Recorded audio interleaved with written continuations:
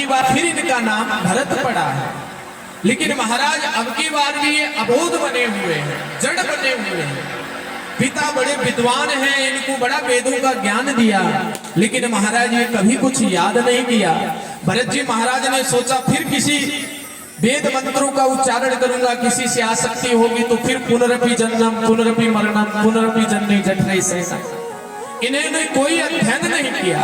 पिता का भी शरीर शांत हो गया तो घर में भाई और भाभी ने भी महाराज भरत जी महाराज को घर से निकाल दिया। और एक बार महाराज भरत जी महाराज जंगल में चले गए और इधर कहते हैं कि एक भीलों के राजा थे, उनके कुछ समय से संतान नहीं हुई, तो उन्होंने अपने कुल देवता से प्रार्थना की कि अगर संतान हो गई तो नर बलि चढ़ाएंगे।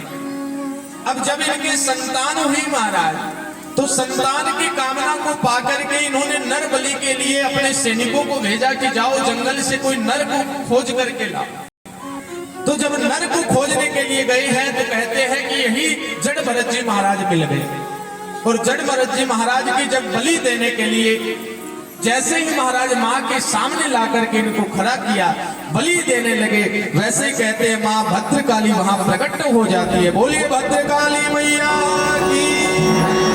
भट कपाल करताल बजावही, कहती है माँ भद्रकाली क्रोध में आकर के दुष्टों का विनाश कर देती है और जड़ भरत जी महाराज को मुक्त कर देती है। जड़ भरत जी महाराज काली मैया से कुछ नहीं मांगते और फिर चल पड़ते हैं और कहते हैं महाराज जो ये रहुगण नाम का एक राजा है, ये ही पूर्व जन्म में महाराज हिरणी का बच्चा हुआ करता था। अब तो महाराज ये जंगल में जा रहा है संतों का संग करने के लिए।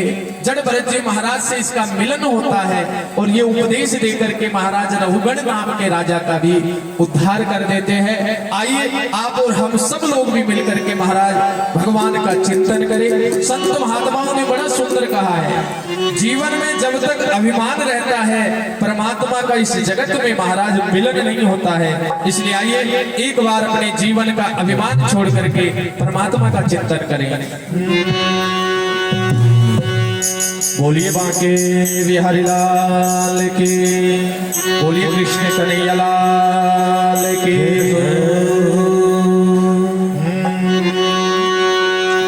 मैंने जब से हरि जी तेरा नाम लिया, अभिमान दिखाना छोड़ दिया। मैंने जब से हरि जी तेरा नाम लिया, अभिमान दिखाना छोड़ दिया। मैंने जब से हरि जी तेरा नाम लिया, अभिमान दिखाना छोड़ दिया।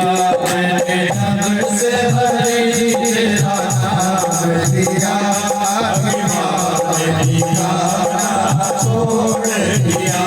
अभिमान दिखाया बेटे पे, अभिमान दिखाया बेटे पे।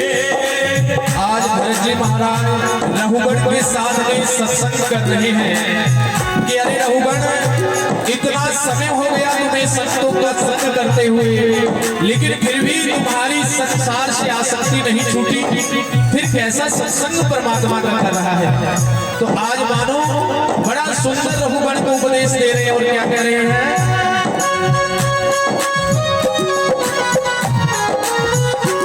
अभिमान दिखाया बेटे का, अभिमान दिखाया बेटे का, अभिमान दिखाया बेटे का, अभिमान दिखाया बेटे का। ये बेटा पोता मेरे हैं, बेटा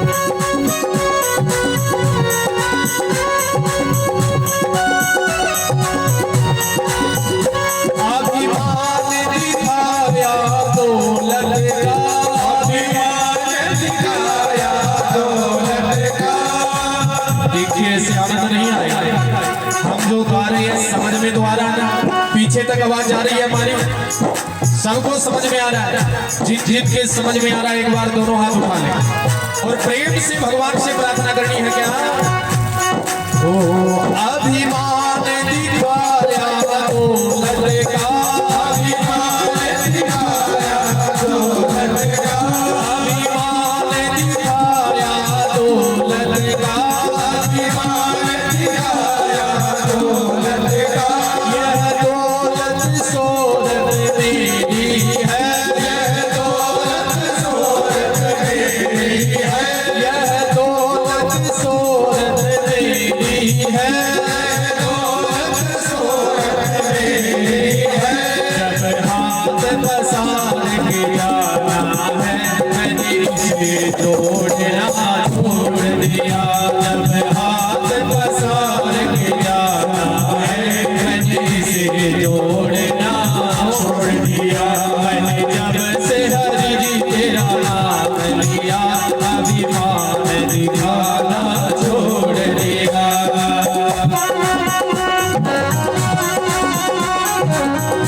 आगे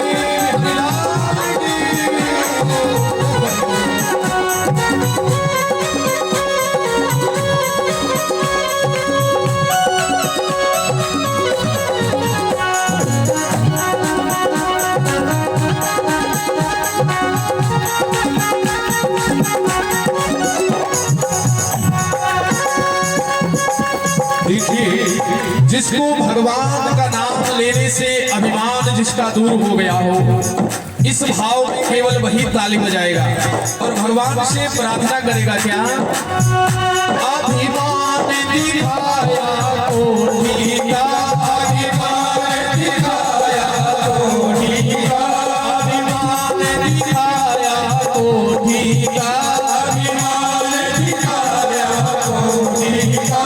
यह कोठी बंगला देते हैं, यह कोठी बंगला देते हैं, यह कोठी बंगला देते हैं, कोठी बंगला देते हैं।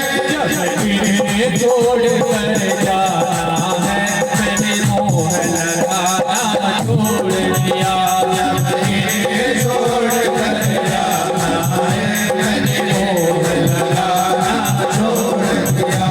मैंने जब से हरि जी तेरा नाम लिया, अभिमान दिखाना छोड़ दिया। मैंने जब से हरि जी तेरा नाम लिया, अभिमान दिखाना छोड़ दिया। जय हरि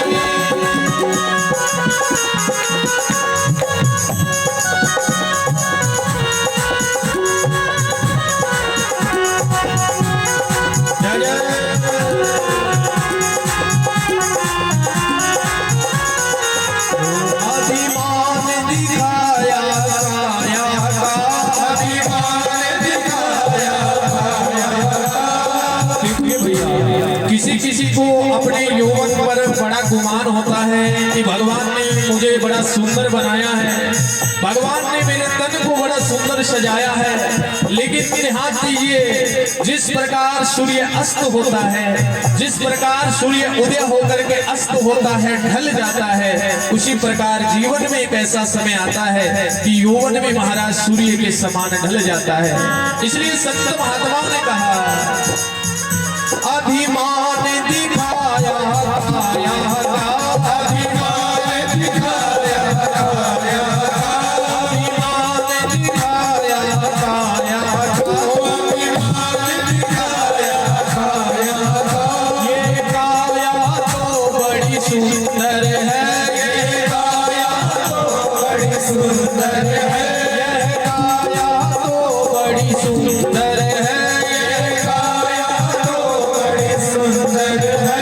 जब बीवी में मिल जाना है मैंने मोह लगाना छोड़ दिया, जब बीवी में मिल जाना है मैंने मोह लगाना छोड़ दिया। मैंने जब से हरि जी तेरा नाम लिया, अभिमान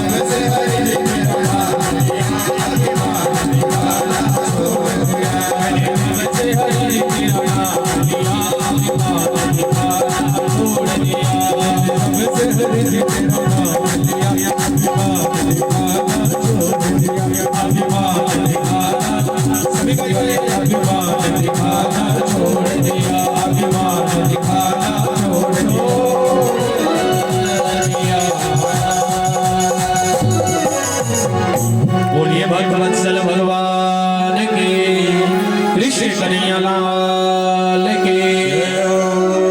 आज महाराज प्रियव्रत जी महाराज के वंश का बड़ा सुंदर चरित्र श्रवण कराया, अनेक प्रकार के नरकों का वर्णन किया, भवाटवी का वर्णन किया।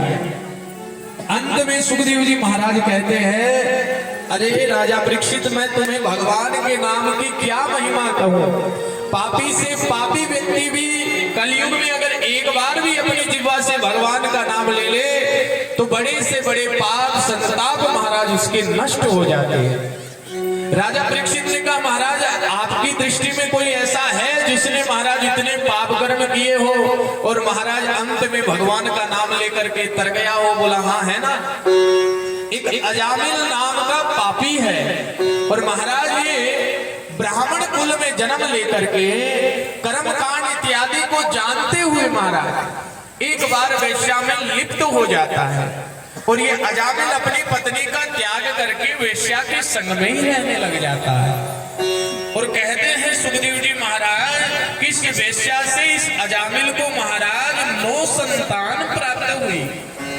जब 10वीं संतान महाराज इसकी पत्नी के होने वाली थी, उस समय कुछ संत महात्मा इस पापी अजामिल के द्वार पर भिक्षा लेने आए।